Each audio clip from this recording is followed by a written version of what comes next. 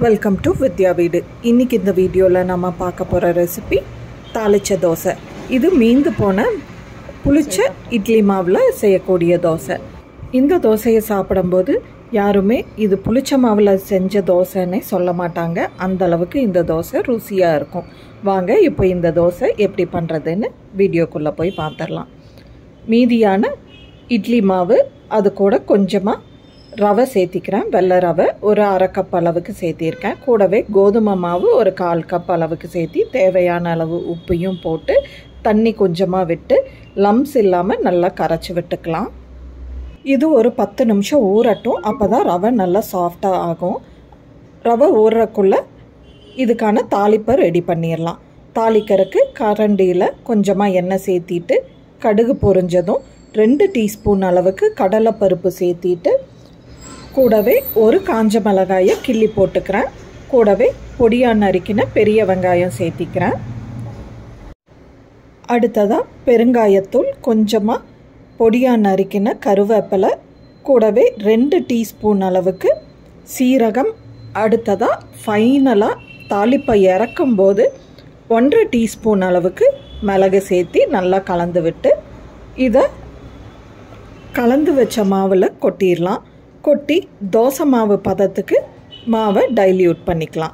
எந்த அளவுக்கு தண்ணி தேவையோ சேர்த்தி நல்லா கலந்து விட்டுக்கலாம். இப்போ தோசைக்கல் நல்லா சூடாயிடுச்சு. தோசை வார்த்தரலாம்.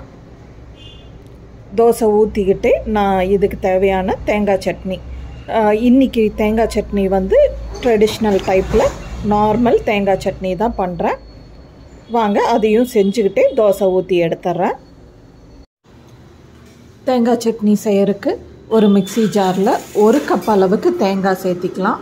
கூடவே அரை கப்பு பொட்டுக்கடலை, காரத்துக்கு தேவையான அளவு பச்சை மிளகாய் சேர்த்திக்கலாம். நான் இன்றைக்கி 2 பச்சை மிளகாய் சேர்த்திருக்கேன். கூடவே கொஞ்சமாக கருவேப்பிலை, அது கூடவே கொஞ்சமாக கொத்தமல்லி தழை, தேவையான அளவு உப்பு, சின்ன பிட் அளவுக்கு புளி சேர்த்திருக்கேன். இது எல்லாத்தையும் கொரன்னு அரைச்சி எடுத்துக்கலாம்.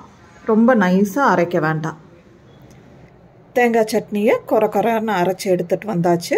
இப்போ தேங்காய் சட்னியை தாளிச்சிட்றேன். அதுக்கு தாளிப்பு கரண்டியில் கொஞ்சமாக எண்ணெய் சேர்த்திட்டு எண்ணெய் சூடானதும் கொஞ்சமாக கடுகு சேர்த்தி கடுகு பொரிஞ்சதும் கொஞ்சமாக வெள்ளை உளுந்தம்பருப்பு சேர்த்தி அது கூடவே கருவேப்பிலையும் சேர்த்தி கலந்து விட்டால் தாளிப்பு ரெடி. இப்போது கலந்து வச்ச தேங்காய் சட்னியில் இந்த தாளிப்பை கொட்டி கலந்து விட்டுக்கலாம்.